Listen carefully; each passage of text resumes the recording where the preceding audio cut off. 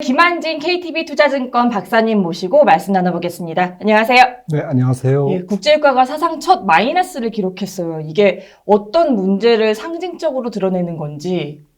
예, 일단 그 수급 면에서 균형이 깨졌죠. 지난번에 오펙 플러스 산유국들이 모여서 회의를 했는데 감산 규모가 5월, 6월까지 970만 배럴 그래서 1000만 배럴이 안 되게. 네, 예. 그래서 근데 이번 코로나 쇼크로 국제유가의 수요가 하루에 한 3천만 배럴 정도 줄 것으로 예상되고 있어요.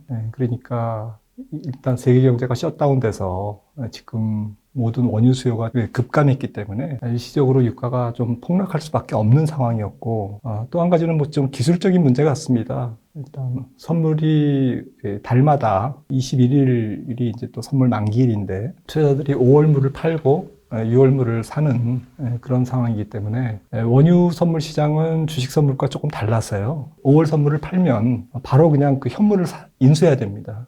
그런데 지금 4월 선물을 이제 만기이기 때문에 만기에서 이제 원유 선물을 사기보다는 6월 선물을 사는 롤오버가 일어나고 있기 때문에 일시적으로 유가가 폭락한 것 같고요. 브렌트 유가 배럴당 25달러에 거래되는 걸로 봐서는 WTI 기준으로 바로 한 20불 정도 초반에서 거래가 형성되지 않을까 이번 주에 그렇게 생각이 되고요. 다만 전 세계 원유 수요가 조금 계속 약하기 때문에 15불에서 20불 사이 정도의 약보 합세가 조금 진행될 거는 같습니다. 유가 쇼크발 증시 변동성이 얼마나 클 것인가도 사실 관심인데 다우지수가 2.4% 하락한 걸로 일단 마감을 했어요. 얼마나 좀 영향을 줄까요? 예, 유가랑 주가 서로 관련이 높죠.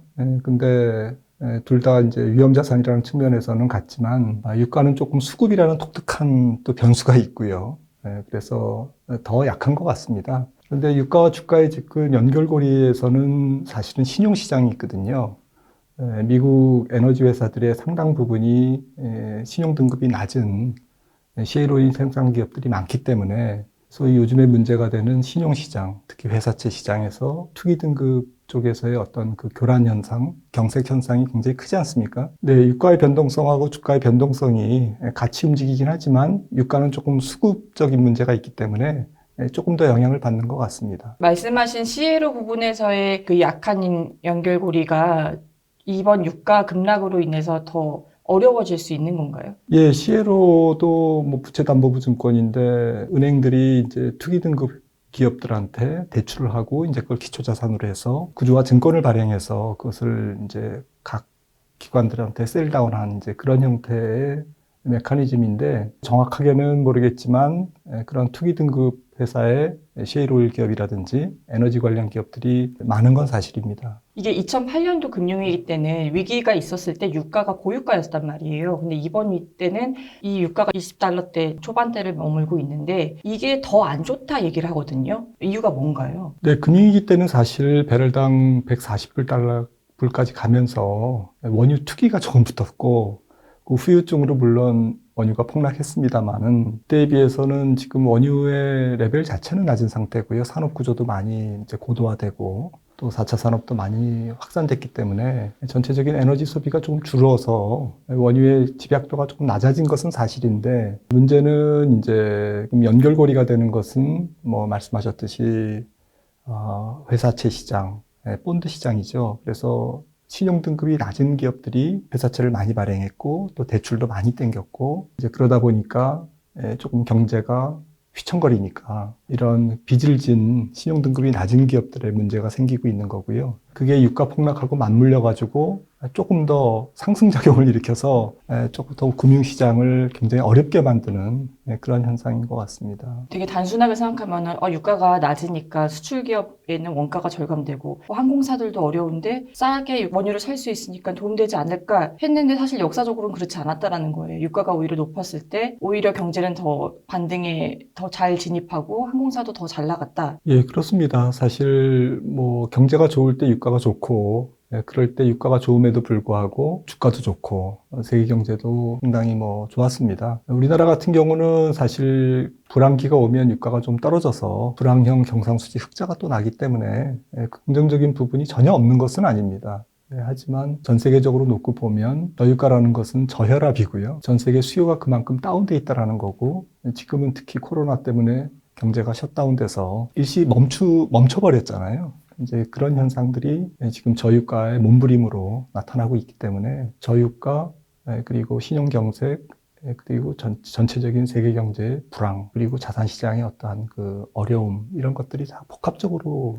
지금 맞물려서 나타나고 있죠. 이 저유가가 신흥국의 환율 변동성을 좀 키우고 있는 상황인데 환율이 어떻게 좀 움직일까요? 예, 뭐 저유가 자체가 일단 산유국 쪽에 상당히 뭐 어려움을 주고요. 대부분의 산유국들이 재정 균형 유가라고 그래서 재정 수지가 적자가 나지 않는 정도의 유가 수준이 지금보다 훨씬 높거든요. 그래서 이 정도의 유가에서는 재정 적자가 커질 수밖에 없고 재정 적자라는 것은 결국 해외에서 돈을 빌려와야 된다는 의미이기 때문에 달러 수요가 굉장히 많아지고 경상수지 적자에 의해서 달러 수급이 이제 굉장히 나빠질 수밖에 없는 상황인데 남미 국가라든지 또 아프리카의 뭐 여러 산유국이라든지 나이지리아나 알제리, 뭐 남미 쪽에 뭐 이미 베네수엘라 같은 경우는 디폴트가 났지 않습니까?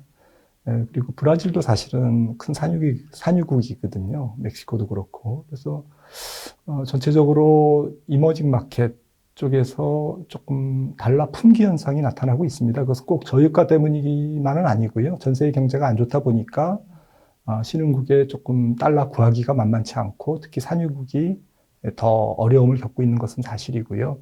그래서 이머징 쪽의 신흥국 쪽의 환율이 앞으로도 계속 달러의 강보합세 기조 속에 반대쪽에 있는 신흥국이 환율 쪽에서 조금 어려움을 겪을 수가 있고요. 특히 기업 부채가 많거나 국가 부채가 높은 그런 산유국의 경우에는 신용등급이 하강하면서 CDS가 올라가고 또 달러 구하기가 더 힘들어지고 이런 악순환이 일어날 수가 있죠. 그래서 세계 경기가 앞으로 어떻게 풀리냐에 따라서 조금 달라지는 문제지만 이게 장기화되면 조금 도미노식 그러한 그 위험이 전염될 가능성도 없지 않아 있거든요. 이 도미노식이라는 게 신흥국의 디폴트가 도미노식으로 일어날 수 있다 이 말씀이신가요? 네, 신흥국의 어떤 디폴트까지는 아니라도 굉장히 그 경제도 어려워지고 환율도 올라가고 또 그런 신흥국의 어떠한 그 몸살이 또 선진국으로 선진국도 이제 수출 비중이 적지 않기 때문에 선진국의 경기도 조금 위협하고 그래서 신흥국과 선진국이 서로 수요자, 생산자, 서플라이 체인으로 다 연결돼 있는데 그런 부분에서 조금 어려움이 있을 것 같습니다. 사실 한국도 이제 증권시장에서는 신흥국으로 분류가 되잖아요. 네. 그러면 이 남미나 이제 뭐 중동 국가 쪽에서의 어떤 디폴트 위험 이런 신호가 한국에는 어떤 영향을 미칠 수 있을까요?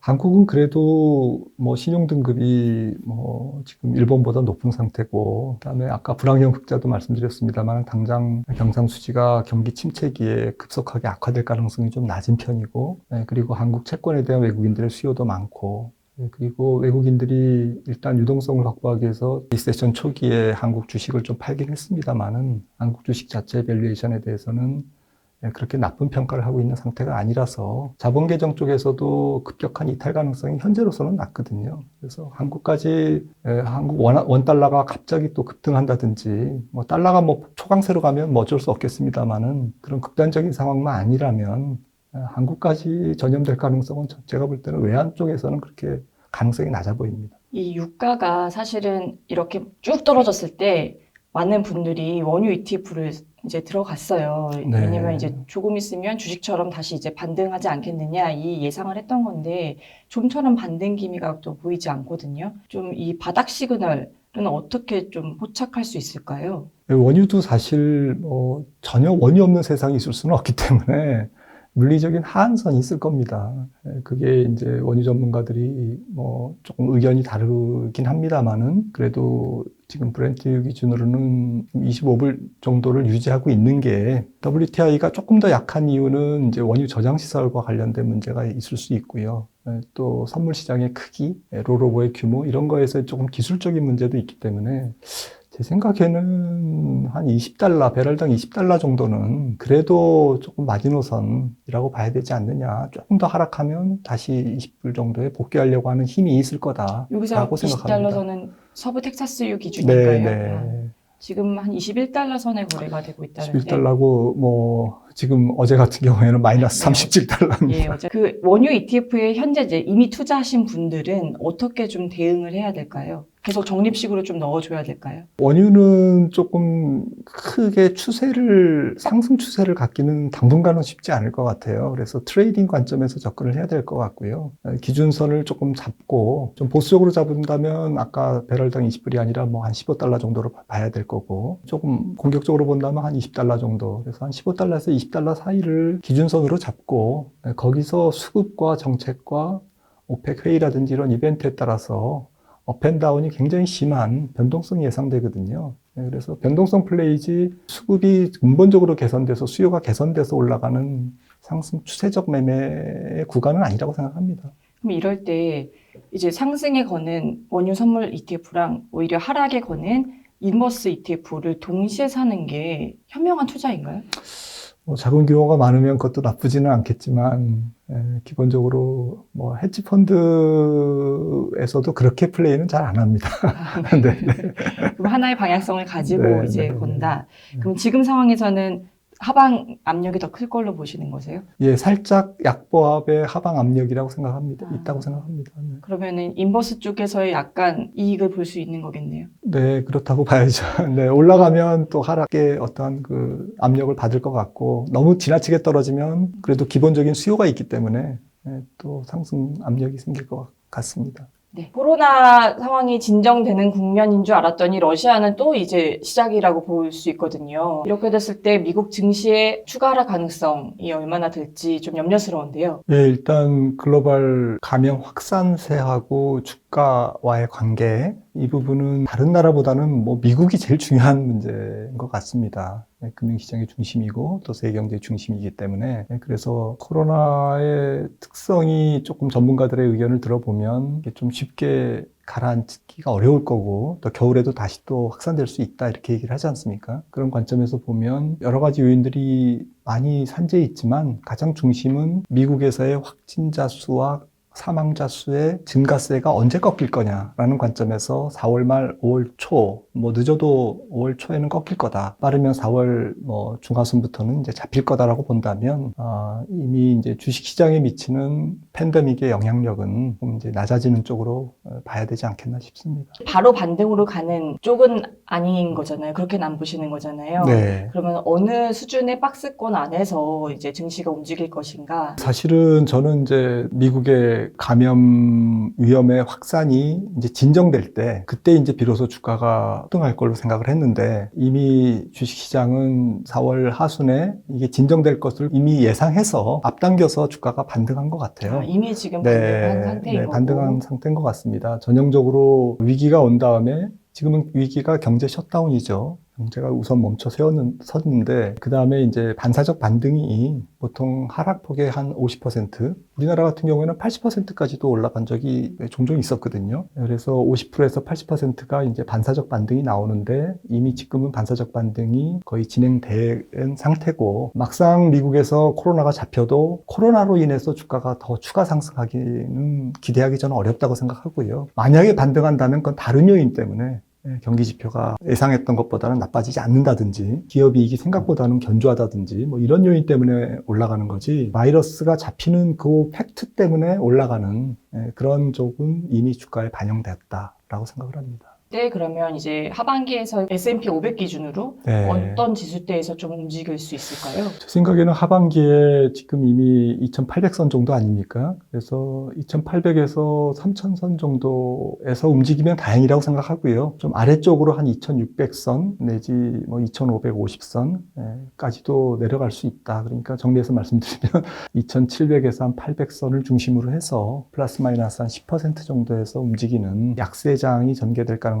저는 있다라고 생각을 합니다. 그러면 코스피에서도 비슷한 수준의 박스권을 좀 유지할 것 같은데 네. 밴드를 어느 정도로 보세요? 맞습니다. 뭐 예단하기는 어렵지만 저는 하반기 이제 기업 실적, 경기도나 이런 쪽에 대해서 주식시장이 조금 더 보수적으로 반응할 가능성이 높다고 보기 때문에 1850선에서 플러스 마이너스 마찬가지로 한 10% 내지 15%의 변동성이라고 한다면 한 2050을 상단으로 하고 아래쪽으로는 한 1650 정도까지를 하한선으로 하는 다소 높은 변동성을 보이는 약세장이라고 생각을 합니다. 그 밴드 폭이 400 정도 되면 굉장히 높은 편이네요. 네, 그래도 뭐 퍼센티지로 계산하면 그렇게 높은 건 아닙니다. 얼마 전에도 주가가 뭐 하루에도 7% 움직이고 뭐 이랬듯이 시장의 변동성은 지금 경제 지표의 변동성만큼이나 여전히 조금 변동성 주의보가 유효한 상태라고 생각하고요. 경제 성장률 자체가 지금 미국이 2분기에 마이너스 40% 정도로 지금 컨센서스가 형성돼 있는데 또 3분기에는 플러스 한 20%예요. 경제 지표의 변동성도 그렇게 크고 주가의 변동성도 여전히 좀 하반기에 높을 가능성이 있다고 봅니다. 지금 개인들이 사실 초반에는 삼성전자 같은 우량주를 많이 샀지만 이제 코스닥으로 이미 많이 몰린 상황이거든요. 코스닥의 그 변동폭은 코스피보다 더 클 수도 있겠네요. 예, 근데 코스닥은 지금 뭐 공매도 금지 조치가 내려져 있기 때문에 오히려 변동성이 작을 수 있습니다. 그리고 소수 종목이 어떤 주가 전체를 조금 좌우하는 성향이 코스피보다는 높기 때문에 물론 코스피도 삼성전자 하이닉스가 중요하지만 코스닥 같은 경우에 뭐 일부 종목들의 어떤 주가 변동이 또 중요해서 또 공매도 금지가 내려 있는 상태라서 오히려 주가 레벨도 조금 싼 편이고 낮은 편이고 오히려 코스닥이 좀 변동성이 저는 적지 않을까라고 생각을 합니다. 그러니까 코스피에서는 사실은 이제 외국인과 기관이 서로 뭐 매도세가 강할 때 네. 개인이 매수세가 있고 이렇게 엎치락뒤치락 하면서 네네네. 변동성이 커지지만 코스닥은 사실 개인들의 시장이다 보니까 네. 그게 변동성이 더 오히려 작을 수 있다. 그렇습니다. 전체적으로 시장이 뭐 대폭락하는 그런 뭐 극단적인 위험만 조금 없다라고 인식이 되면 그 안에서 종목 플레이들은 일어날 수 있거든요. 어쨌든 조금 최악의 상황은 지나갔다라는 안도감이 어떤 개인들의 어떤 매매를 좀 활발하게 도울 수는 있다고 생각을 합니다. 그러면 코스닥의 밴드는 어느 정도로 아, 예상하세요? 생각을 안 해봤는데요. 뭐 비슷하지 않을까요? 플러스 마이너스 네, 10%야. 네, 지금 네. 선에서의 플러스 마이너스 네. 10% 정도. 코스닥에서 최근에 바이오에 이제 자금이 또 많이 몰렸는데 이런 양상은 사실 예상됐던 거긴 하지만 위험한 걸로 보시나요? 아니면 네, 일단 뭐 사안이 사안이라서 전체적으로 감염병 혹은 바이러스 뭐 이런 그 치료제, 백신 이런 키워드에 조금 지금 많이 사람들이 집중하고 있지 않습니까? 그러다 보니까 자연스럽게 뭐 미국의 길리어드 사이언스 같은 경우도 최근에 많이 올랐지만 치료제 개발로 전 세계 테마가 약간 바이오, 헬스케어, 원격 진료, 보건 이런 쪽에 조금 집중되는 거는 맞는 것 같습니다. 당분간 바이러스가 쉽게 사라지지 않는다면 전 쪽의 테마도 뭐 펀더멘탈을 떠나서 이벤트 쪽에서는 조금 더 활발할 걸로 예상이 되거든요. 예를 들어 미국 증시에서 바이오주가 한참 인기였을 때 국내 코스닥에서도 많이 추종을 했었거든요. 근데 이번에는 좀 다른 게 총선 이후에 어쨌든 간에 이제 헬스케어 주도의 성장 정책을 펼칠 것으로 예상이 되는데 실질적인 정책 자금이 막 이렇게 투입이 된다면 이게 허상이 아니라 실체가 좀 좋아지지 않을까 이런 기대감을 좀 하거든요. 그렇습니다. 뭐 금융위기 직후에도 결국에는 풀린 돈이 조금 다른 얘기가 되겠습니다만은 결국 4차 산업이라든지 나중에 공유경제까지 이렇게 발행시장 쪽, 장외시장 쪽에서 자금이 쏠리고 그 유통시장까지 연결이 되면서 거대한 성장주 생태계가 조성된 그런 거지 않습니까? 그래서 이번 같은 경우에도 이제 돈이 굉장히 많이 풀리고 그게 이제 어떻게 해서든 자원이 배분될 텐데 어쨌든 대상이 필요로 하는 것 그 다음에 어떤 뭐 시대 정신에 맞는 쪽, 이런 쪽에서 본다면 좀 바이오나 이런 헬스케어 쪽도 그 한 부분은 차지할 수 있다. 어떤 종목의 어떤 옳고 그름을 뭐 펀더멘탈을 떠나서요. 전체적으로 시장 분위기가 형성될 수 있는 조건은 갖췄다라고 생각을 합니다.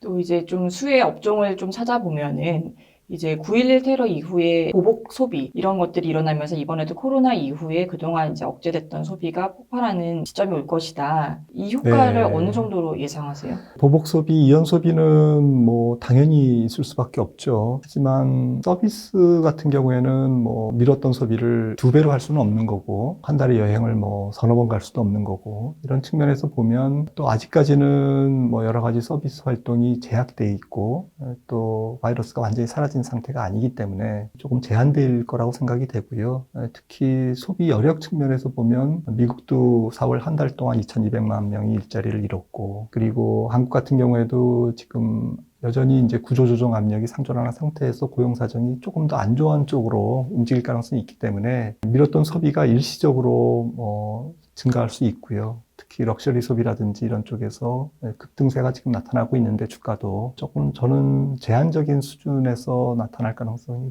있다라고 생각을 합니다. 그럼 관련 수혜 업종이나 종목을 따져봐도 제한적일 텐데 그래도 찾는다면 뭐가 있을까요? 아무래도 생필품에 가까운 서비스나 아니면 지금 소득 분배가 안타깝게도 뭐 계속 어제 오늘 얘기가 아닙니다만은 계속 분배가 나빠지고 있는 상태. 예, 그래서 고소득층이 소비하는 쪽에서의 어떤 그 럭셔리 소비재 같은 경우는 물론 이제 뭐 중국인들이 여행을 많이 못 갈 거기 때문에 뭐 유럽의 명품이라든지 이런 소비가 줄 수는 있지만 그래도 뭐 온라인 구매도 할 수 있는 거고요. 예, 그리고 뭐 최근에 마오타이주 같은 경우도 또 다시 뭐 회식이 늘고 또 사회 활동이 재개되면서 중국에서도 소비가 늘고 주가도 좀 강세인데 그런 좀 우량한 펀더멘탈을 가진 명품 브랜드의 소비재 확고한 브랜드 이미지를 가진 시장 지배력을 가진 그런 쪽에서는 좀 최근에 주가 낙폭이 있었다면 조금 저가 매수할 수 있는 찬스 아닌가 생각이 됩니다. 결국에는 보복 소비의 수혜가 아주 크지 않는 걸로 보시는 거네요. 예, 그 사이즈가 그렇게 크지는 않을 것이다. 근데 전분기에 급감했던 것에 비해서 증가율이 엄청나게 나오고 전기 대비 뭐 폭발적인 소비가 느는 것처럼 통계가 나오는데 그건 조금 숫자상의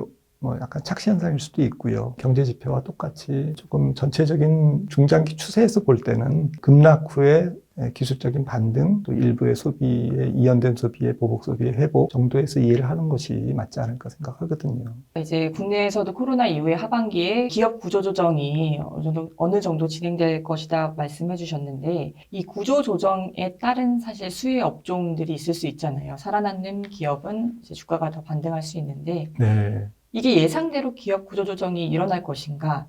그렇다면 이제 업종은 무엇이 될까? 종목은 무엇이 될까? 예, 그거는 뭐 사실 글로벌 경제 전체의 흐름이 어떻게 결정될 거냐, 또 바이러스가 이제 조기에 이제 완전히 종식될 거냐, 아니면 몇 달 있다가 다시 또 2차 감염, 3차 감염이 이제 올 거냐, 이런 부분에 따라 다르겠죠. 근데 베이스 시나리오로 생각을 해보면 일단은 뭐 2차가 와도 1차 때처럼 그렇게 극심한 팬데믹은 아니다라는 이제 지금 뭐 약간 긍정적인 기대와 전망을 기본 가정으로 설정한다면 그렇게 기본 가정을 설정하더라도 워낙 1차 충격이 지금 컸기 때문에 지금 3월달, 4월달에 경제활동에 일시 멈춤 현상이 전 세계에 충격을 줬기 때문에 특히 또 일부 이동과 관련된 혹은 여행과 관련된 그리고 전 세계적인 연결성과 관련된 부분들이 끊어지는 상태잖아요. 그리고 그게 다시 원상복귀되는 데는 또 상당한 시간이 걸릴 거고 그런 측면에서 본다면 호텔, 여행 이런 서비스와 관련된 업종에서는 조금 더 구조조정이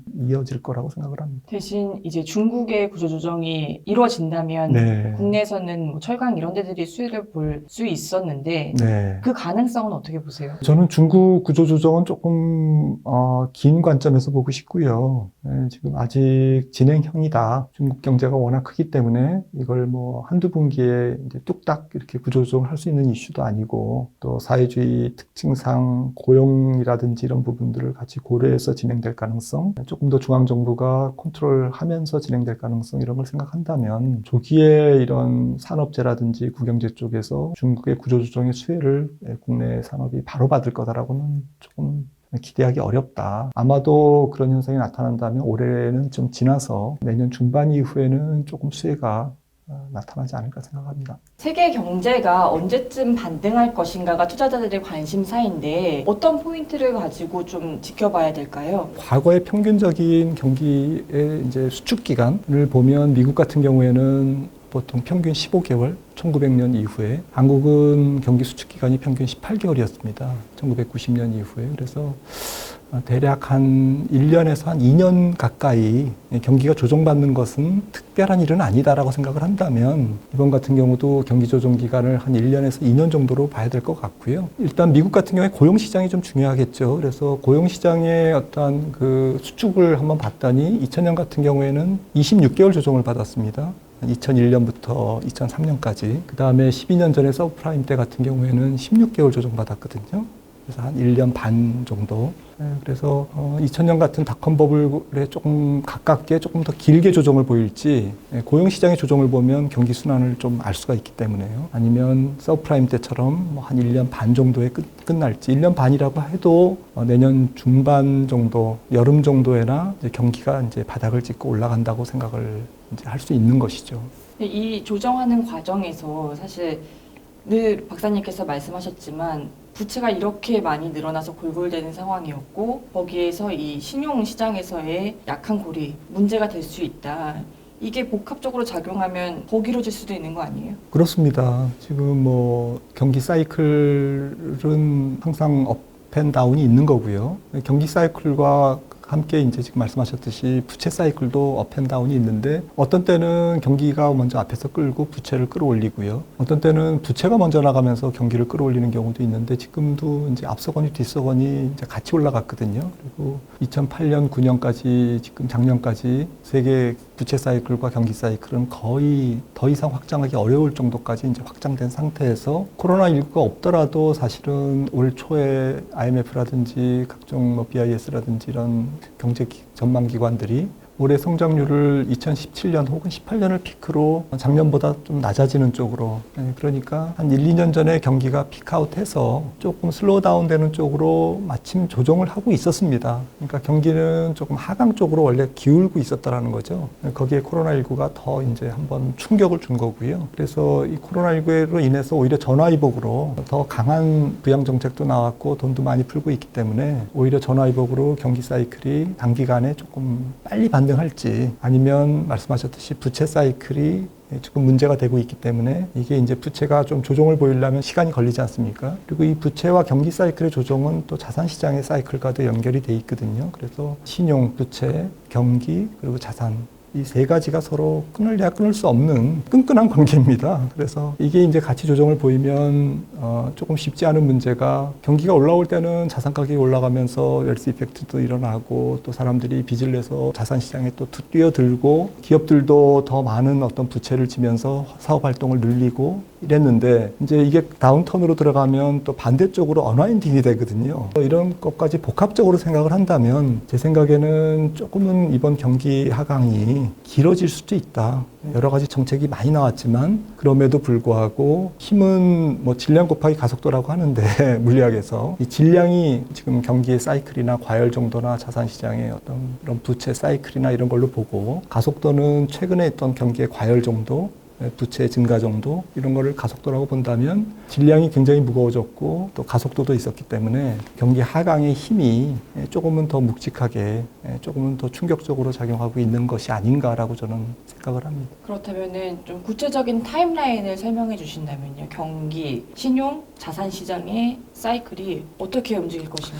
예, 이 세 가지가 뭐 서로 앞서거니 뒤서거니 이렇게 가기도 하고 또 대체로 이번에 경기 하강 사이클에서는 같이 갈 것 같습니다. 왜냐하면 부채가 많이 팽창한 상태, 특히 2007년 서브프라임, 8년 서브프라임에 비하면 전 세계 부채가 GDP 대비 가계, 기업, 정부 이제 금융기관을 뺀 정부 부채 비율이 200%에서 이번에 300% 넘어갈 것 같거든요. 이번 이제 또 돈을 풀고 재정을 풀기 때문에 그러면 12년 전보다 거의 한 100%포인트가 GDP 대비 부채가 증가한 상태에서 지금 싸워야 됩니다. 굳이 타임라인을 말씀드린다면 제 생각에는 아까 경기 조정 기간이 한 1년 반 정도가 평균이라고 말씀을 드렸는데 이번 같은 경우에는 조금 더 헤비하기 때문에 한 2년 정도라고 생각을 하고 있고요. 그렇다고 보면 빨라야 내년 2021년 연말 정도를 이제 경기에 어떤 돌아서는 티핑 포인트, 경기의 이제 상승 반전 포인트라고 생각을 하고요. 그러면 주식시장은 통상 뭐 한 3개월에서 1년 정도 선행하니까 좀 내년 한 중반 정도, 여름 정도가 추세 상승의 대바닥일 될 가능성이 높다. 그때가 시작점이 될 것이다. 네. 그리고 지금부터 내년 만약에 그 정도의 경기 어떤 타임라인을 뭐 상정한다면 지금부터 내년 뭐 상반기까지는 트레이딩 영역이지 어떤 추세적인 어떠한 주식시장도 자산시장이 전반적으로 추세적 매매를 할 수 있는 어떠한 방향성을 가진 강한 어떠한 전략을 갖고 대응할 수 있는 자리는 아니다라고 생각을 합니다. 신용시장은 경기랑 같이 움직일까요? 네, 신용시장은 경기랑 같이 움직이고 워낙 정책약을 지금 강하게 쓰고 있기 때문에 미국 같은 경우에 일부 부채 사이클의 급냉을 흡수할 것 같아요. 그래서 조금 더 스무딩 시키는데 도움은 많이 줄 것 같습니다. 그럼에도 불구하고 경기 사이클이 한 2년 정도 수축 국면에 들어간다면 뭐 몇 주 전에 나왔던 2조 3천억 달러의 이제 연준의 페드의 신용 보강 정책, 신용 지원 정책 이런 것들도 조금 효과가 조기에 조금 동이 날 수가 있고요. 이미 중소기업 지원이라든지 뭐 가계 지원 이런 한계산업 지원 이런 부분들이 뭐 한두 달 내에 거의 쇼티지가 날 가능성이 높거든요. 그래서 2차, 3차 부양책이 나올 가능성도 있는데 계속 뭐 부양책이 나오는 만큼 시장의 어떠한 그 하강 부채 사이클의 조정에 대해서는 조금 더 스무딩 시키는 그런 긍정적인 효과도 있습니다만은 또 부정적 효과도 있거든요. 뭐 구축 효과라든지 민간이 사용해야 될 자원을 정부가 계속 사용함으로써 생기는 크라우딩 아웃 이펙트 구축 효과도 있고 또 이제 정부 부채가 뭐 워낙 빠르게 늘고 있기 때문에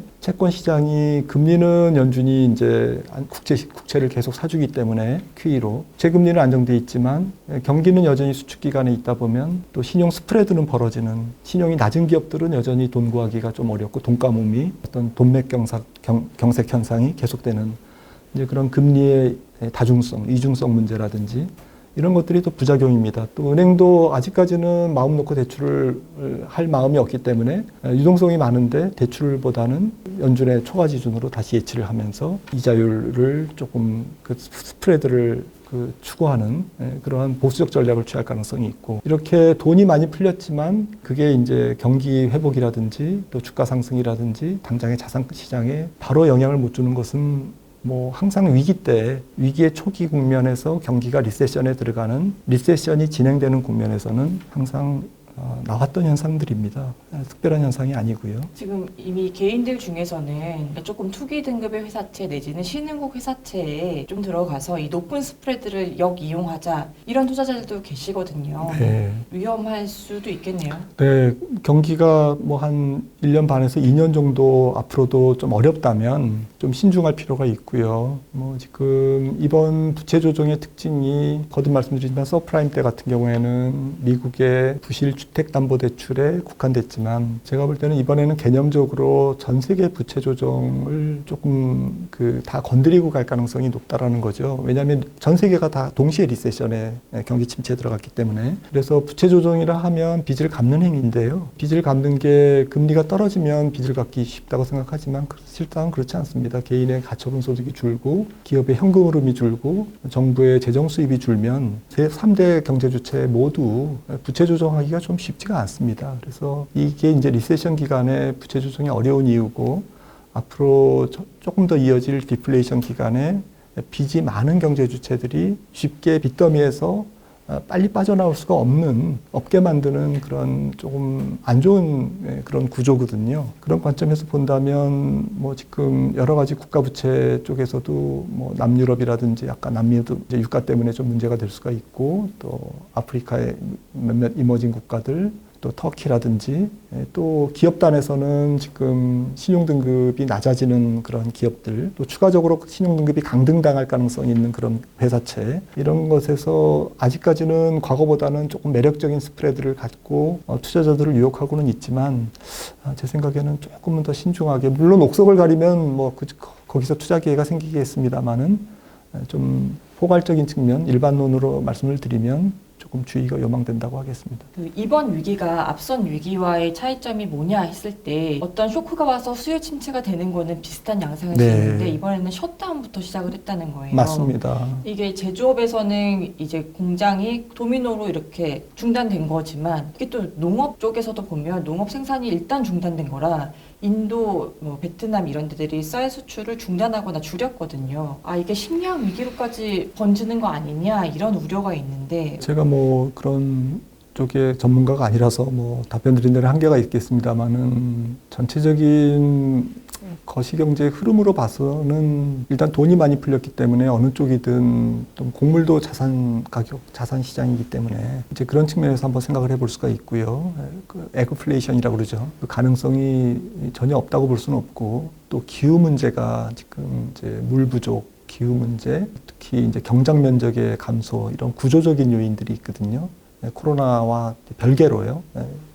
계속 진행되고 있는 진행형이죠. 중국 같은 경우도 계속 농업 인구가 줄고 있고 경작지가 줄고 있고 물이 오염되고 있고 그리고 세계 식량기구 같은 데서도 중국이 급격한 어떠한 그 곡물 수입국으로 계속되기 때문에 곡물의 수급 불균형이 심화될 수 있다라고 경고하고 있거든요. 그런 관점에서 보면 코로나19가 이제 이러한 구조적인 요인, 곡물의 구조적인 수급 불안정을 더 촉발시키는 요인이 될 수가 있고요. 또 한 가지 관점에서는 뭐 아랍의 봄 2010년인가요? 그때도 그런 현상이 나타났습니다만은 북아프리카에서 이제 그런 뭐 먹고 살기가 힘들다 보니까 식량난이 생기고 거기에 따른 어떤 내전이라든지 또 국가 간 분쟁, 특히나 이제 지금 트럼프 대통령이 이제 취임하면서 세계가 고립주의, 독립주의, 국가 이기주의로 가고 있기 때문에 경기가 전체적으로 이제 위축되고 셧다운이 되면 이러한 고립주의와 독립주의, 국가주의, 이기주의가 더 강해질 수가 있는 거거든요. 특히 국경을 폐쇄한다든지 국가 간 어떤 자유로운 이동을 좀 제한한다든지 이런 그 컨셉도 지금 형성이 돼 있기 때문에 식량도 조금 더 생산국가, 그다음에 식량 공급국가, 수출국가 입장에서 볼 때는 이거를 전략 자원화시켜서 국가의 어떠한 파워와 연결시키려고 하는 그런 움직임도 있을 것 같습니다. 그래서 이런 복합적으로 생각을 해봤을 때는 곡물 수급이 조금은 더 불안정할 수 있는 여지는 있다라고 생각을 합니다. 하지만 역사적으로 봤을 때 정말 식량이 무기화됐던 게 현대사회에 들어와서 얼마나 있었나요? 그게 장기화된 적은 있었나요? 그렇지는 않았던 것 같습니다. 제 기억으로는 뭐 그렇게 장기화되거나 그로 인해서 전 세계가 굉장히 어려움을 겪거나 이런 적은 없었던 것 같고요. 다만 이번 같은 경우에 이제 셧다운이 길어지면 이제 그럴 위험도 있는 거죠. 공적 마스크를 살 수 있는 날이 오잖아요. 그때 당장 필요하진 않는데 사게 되더라고요. 왜냐면 바이러스든 미세먼지든 언제 또 위험이 닥칠 수 있으니까 비축해 놓자. 네. 이게 아마 저뿐만은 아닐 것 같아요. 이런 게 전반적인 이 경기 순환의 사이클에 있어서 악영향을 미치는 거 아닐까 생각이 드는데요. 그렇습니다. 사실 뭐 전 세계가 지금 공급이 촘촘히 연결돼 있고 서플라이 체인이 10년 전하고는 비교할 수 없을 정도로 분업이 세분화돼 있고 물류의 이동이 굉장히 좀 정교화돼 있지 않습니까? 그런 상태에서 그 코로나 바이러스 이후의 세상은 당연히 생각했던 그런 국가 간 물류 이동이라든지 서플라이 체인이라든지 이런 부분들이 이게 단절될 수 있구나. 소위 초연결성 사회를 당연시 여겼던 사회에서 이게 어떤 위기가 닥치거나 문제가 생겼을 때 혹은 어떤 자원을 곡물 말씀하셨지만 전략 자원화시켜서 또 마스크 말씀하셨지만 이런 부분들이 뭔가 이렇게 국가의 전략 자원이 됐을 때에는 이게 이동이 자유롭지 않고 분업이 자유롭지 않을 수 있다는 것을 이번에 경험하게 된 거지 않습니까? 이런 관점에서 보면 조금 코로나19가 지나가더라도 국가가 이런 쪽에서 상당히 고민을 하고 국가의 보수적인 어떤 스탠스에서 접근할 가능성이 제가 볼 때 높아 보입니다. 사실 저희 세대는 자유무역 시대가 되게 네. 당연하게 받아들여지는 세대인데 이제 코로나 이후의 상황에 대해서 좀 예측해 본다면 어떤 시대가 좀 펼쳐지고 개인들은 그 안에서 어떻게 좀 대응을 해야 될까요?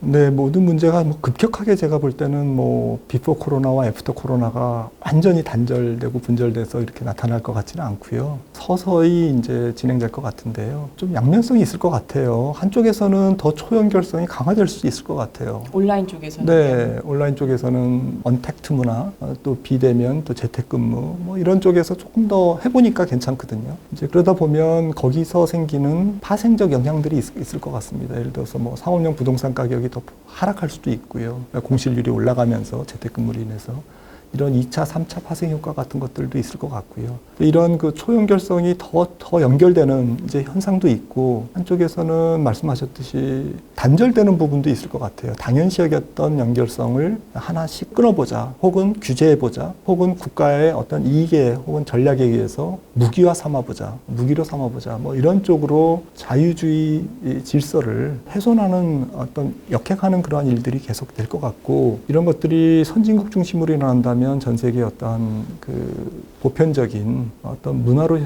정착될 수도 있죠. 근데 지금 유럽 같은 경우도 이번에 상당히 고생을 많이 했기 때문에 유럽이 좀 더 보수적으로 가지 않을까, 비세계적으로 가지 않을까라는 좀 우려도 있고, 또 트럼프 대통령이 또 재선되고 이러면 1차 때에도 이제 공약을 했었지만 자유주의 질서의 어떤 어떤 전환, 국가 중심의 어떤 포스트 아메리카의 어떤 그런 캐치프레이즈를 내세울 가능성이 좀 높아 보이거든요. 그런 측면에서 중국에 대한 견제 과정에서 초연결성이라든지 이런 부분들이 조금 끊어질 가능성도 저는 있어 보입니다.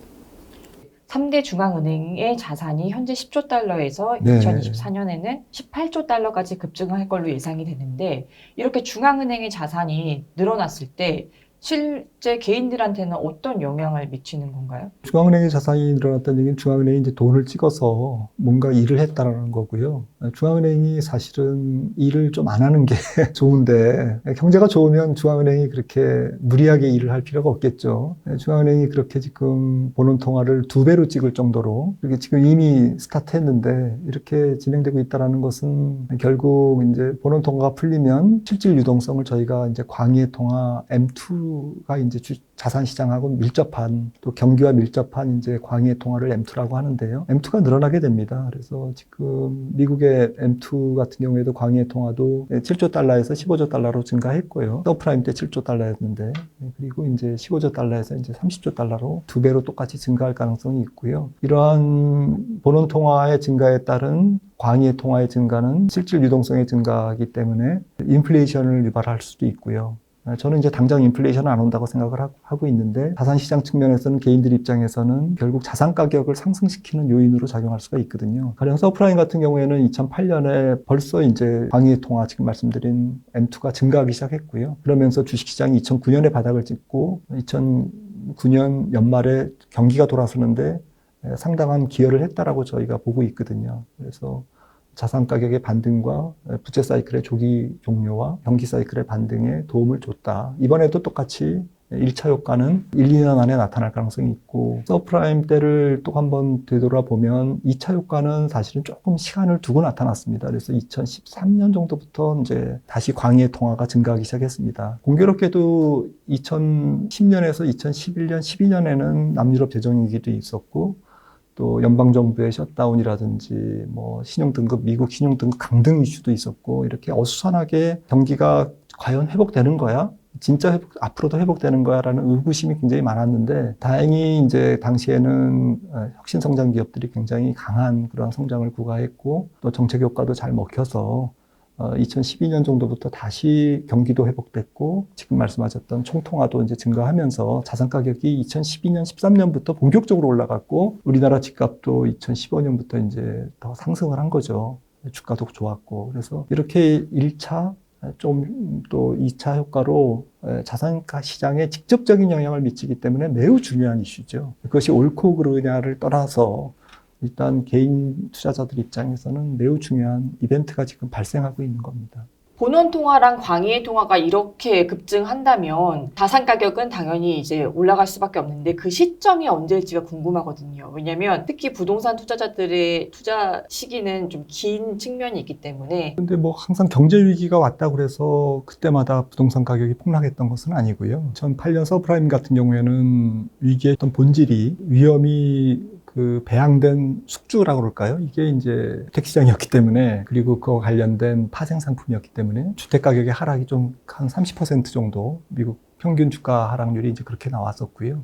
전 세계 부동산 시장도 크게 조정을 받았죠. 그런데 이제 보통 경기 침체, 리세션이 오면 소득이 줄고 또 부채를 많이 안고 있는 경제 주체들, 특히 가계 부분에서 빚을 갚아야만 되는 혹은 빚을 갚기 위한 소득이 주는 근데 이런 양면성에서 조금 안 좋은 현상들이 나타나기 때문에 그 당시에 가장 핫했던, 가장 뜨거웠던, 위기가 오기 전에 가장 뜨거웠던 자산 가격이 조정을 받는 것이 이제 일반적인 현상이었다라는 관점에서 주택시장도 이번에 이제 그런 조정에서 완전히 자유로울 수는 없을 거다라는 정도의 저도 의견을 갖고 있고요. 그래서 이제 이때까지의 위기와 연결해서 봤을 때 집값도 한 40% 조정받을 것이다. 이렇게 예상을 하셨거든요. 네. 물론 미국 시장의 주택 가격이지만요. 네, 그렇습니다.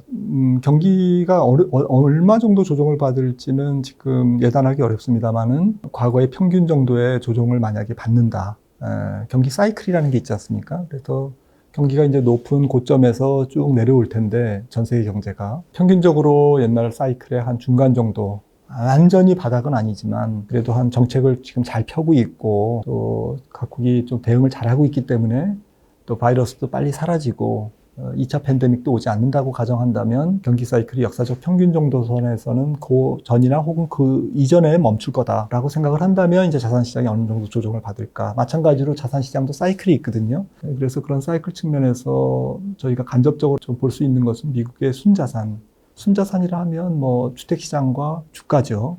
이런 걸 시가총액을 분자로 놓고 분모를 이제 처분 가능 소득, 가처분 소득으로 나서 이제 저희가 비율을 봅니다. 그 역사적 평균 비율이 보통 미국 같은 경우에 한 600%가 조금 안 됐어요. 1990년부터 한 30년을 봐도 지금 한 600%가 조금 안 되고요. 지금 그 말인즉슨 이제 1년의 소득 기준으로 했을 때 자산이 6배 정도. 네, 6배 정도로 거래된다라는 건데요. 그 정도의 시가총액이 형성이 돼 있다라는 거죠. 이번 같은 경우가 한 7배가 조금 넘습니다. 미국 기준으로. 그래서 이게 이제 역사적 평균 정도, 6배 정도까지 내려온다고 한다면 최고점 대비 주식시장은 한 60% 정도 조정을 받을 수가 있고 소득도 같이 줄기 때문에 비율을 산정해 보면 주식시장은 한 60%, 집값은 한 30 내지 한 최대 한 40% 정도 조정을 받을 수가 있다. 30% 조정이면 서브프라임 때하고 이제 비슷한 조정이 되는 것이죠. 그리고 조정 기간은 미국 같은 경우에 이제 2008년을 이제 뭐 한번 되짚어 보면 2008년에 경기 침체가 시작됐는데 집값은 2012년 정도에 초에 바닥을 찍었어요. 그러니까 시차가 있는 거네요. 네, 그래서 경기 침체 기간 동안 이제 주값이 쭉 빠지다가 이제 바닥을 다지죠. 네, 그래서 이제 매수 매도가 이제 치열하게 공방을 벌이면서 더 떨어지지는 않고 이제 이륙을 위한 준비를 하다가 2010년부터는 이제 더 빠지지는 않는 상태에서 이제 U자형의 바닥을 그리고 2012년부터는 이제 본격적으로 상승했습니다. 2012년 본격 상승이 앞서 말씀드렸던 이제 통화의 증가, 특히 실질 유동성의 증가,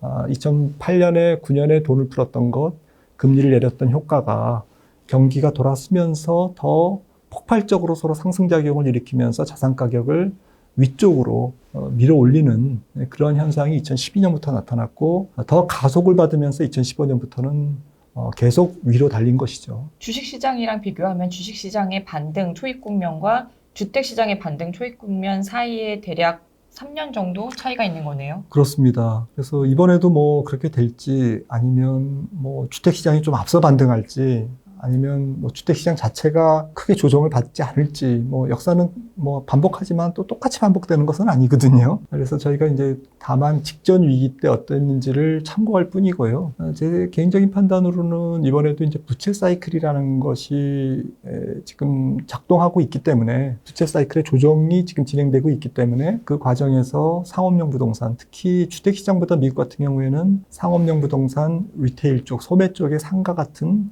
그러한 그 리테일 부동산 그리고 공장 같은 산업용 부동산 이런 것들이 많이 올랐어요. 오히려 주거용 부동산 가격보다는 이런 좀 비주거용 부동산 쪽에서 상승세가 좀 가팔랐기 때문에 2012년, 13년 이후에 그래서 오히려 그런 쪽에서 기업들 혹은 리테일 쪽 또 온라인화 이런 쪽에서 좀 오프라인 쪽에 직접 연관성이 높은 지금 말씀드린 상업용, 산업용 부동산 쪽에서 조금 더 조정폭이 크지 않을까라고 생각을 합니다. 주택 시장만 놓고 보면 미국 같은 경우는 개인들이 주택 매수를 활발히 하는 편이 아닌데 한국은 또 활발히 하는 편이잖아요. 즉 선호하는 자산의 종류가 좀 다른 거죠. 미국은 주식을 그렇습니다. 좀 선호하고 네. 한국은 주택을 좀 선호하고 네. 그러다 보면 자산 시장의 풍부함 자체가 다르기 때문에 한국의 주택 시장은 미국과는 좀 달라 이렇게 얘기할 수 있거든요. 하방도 더 단단할 거야. 이렇게 볼 수도 있고요. 네, 그렇습니다. 일단 동양과 서양의 주택에 대한 어떤 컨셉이라 그럴까요? 문화가 좀 다르고요. 네, 그쪽은 또 일단 렌트 개념이고 우리는 소유 개념이고 그래서 조금 다르고요. 또 고령화라는 어떤 큰 어떤 물결도 좀 서로 다르고요. 고령화 측면에서 우리나라 좀 불리하죠. 미국은 이민을 받아서 계속 좀 고령화율이 저지되고 있기 때문에 그래서 플러스 마이너스 이런 효과들이 서로 이제 좀 명확하지는 않습니다. 그런데 전체적으로 보면 지금 같은 경우에 이제 우리나라 같은 경우에는 금융자산보다는 또 실물자산, 부동산이 또 많거든요. 아파트와 집의 시가총액이 한 5천조 정도 되고요. 주식에 대한 개인의 보유는 한 200~300조밖에 지금 안 된 상태라서 주식의 개인 보유 하고 시가총액하고 주택 내지 아파트의 시가총액의 배율이 한 30배 정도 차이가 나거든요. 20~30배. 미국 같은 경우에는 한 15배 정도밖에 차이가 나지 않습니다. 이제 그런 측면에서 보면 한국의 또 주택시장이 너무 과도하게 어떤 개인 중심으로 쏠려 있다. 이렇게 볼 수도 있는 거고요. 그래서 제가 주택 전문가가 아니라서 뭐 어떤 결론을 말씀드리기는 어려운데 이렇게 좀 다양한 각도에서 살펴봤을 때는 한국이 어쨌든 주택시장에 대한 소유욕, 소유 문화 이런 쪽에서는 조금 더 같은 조정을 보이더라도 좀 덜 받지 않을까라는 생각에 대해서는 동감합니다. 금은 얼마만큼 이제 상승 기대감을 갖고 접근하면 될까요? 금은 사실은 조금 애매합니다. 금은 뭐 사실 완전한 안전자산은 아니고요. 개념적 안전자산이라고 저는 생각을 하는데, 그러니까 전 세계의 이제 화폐에 대한 신뢰도가 제 생각에는 2007년에 한번 조금 약해졌고, 이번에 각국의 재정 적자와 특히 미국의 정부 부채가 늘어나면서 통화 시스템 전체에 대한 불안감, 그리고 프레임의 변화, 가능성. 이게 당장 일어나는 일은 아닌데, 그러다 보니까 그 반대쪽에 있는 귀금속, 가치를 어떤 그 유지할 수 있는 것에 대한 본능적 수요가 지금 광범위하게 전 세계에 존재하고 있다는 것이고요. 그러니까 앞서 부채 비율을 말씀드렸는데, 전 세계 부채 비율이 200%에서 지금 300%가 넘어가는 GDP 대비 이런 상황이다 보니까, 이거는 이제 통화 시스템이 결국에는 언젠가는 그게 뭐 30년 후일지 100년 후일지는 모르지만 언젠가는 이 통화 시스템은 유지하기 어렵다라는 쪽에 이제 컨셉이 형성되고 있는 거죠. 근데 당장 경기는 또 안 좋기 때문에 안전통화, 또 안전자산, 이런 달러에 대한 수요는 또 증가하고 있습니다. 달러 구하기가 쉽지 않고, 그러다 보니까 달러는 또 강보합이나 또 강세일 가능성이 높아 보여요. 단기적으로는 올해 내년까지는. 쉽게 약세로 가지 않는다는 거죠. 그러면 이게 서로 모순된 얘기인데, 달러도 약간 강하고 금도 강하다. 보통 금은 달러로 사는데, 그래서 이렇게 약간 상충되는 개념인데, 이 부분을 어쨌든 금에 대해서는 전 세계적인 어떤 통화 가치의 시스템에 대한 어떤 문제점이라는 관점에서 길게 접근해야 될 것 같고요. 실제로 장기적으로 금 가격과 미국의 재정 수지 적자 규모하고는 매우 높은 상관관계를 갖고 있습니다. 그런데 이번에 미국 재정 적자는 한 단계 더 점프업하기 때문에 그런 관점에서 향후 한 4, 5년 정도를 놓고 보면 금이 조금 더 강세로 갈 여지는 충분하다라고 생각을 하고 있습니다.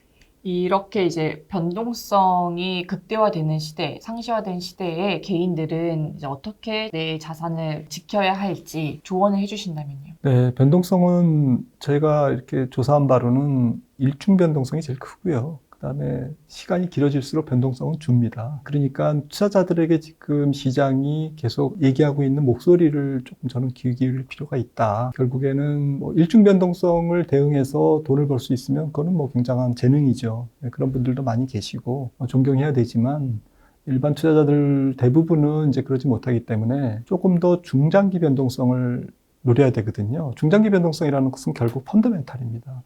그러니까 뭐 이번 같은 경우에도 주가가 폭락했을 때 원래 사고 싶었던 좋은 종목이 있었으면 굉장히 싸게 살 수 있었던 거죠.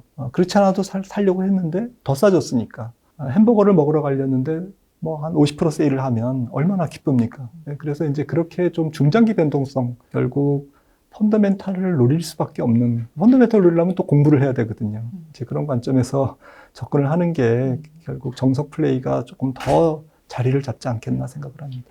그러면 중장기, 그러니까 현재 단기부터 중장기 포트폴리오를 좀 추천을 해주신다면 개인용 포트폴리오예요. 장기적으로는 어쨌든 저는 이번 통화 증가의 효과가 앞서도 1차 효과, 2차 효과를 이렇게 좀 시차를 두면서 나타난다고 말씀을 드렸는데, 주식시장이 저는 다른 어떤 자산보다도 훨씬 좀 유리한 고지를 점하고 있는 것이 아닌가라고 생각을 합니다.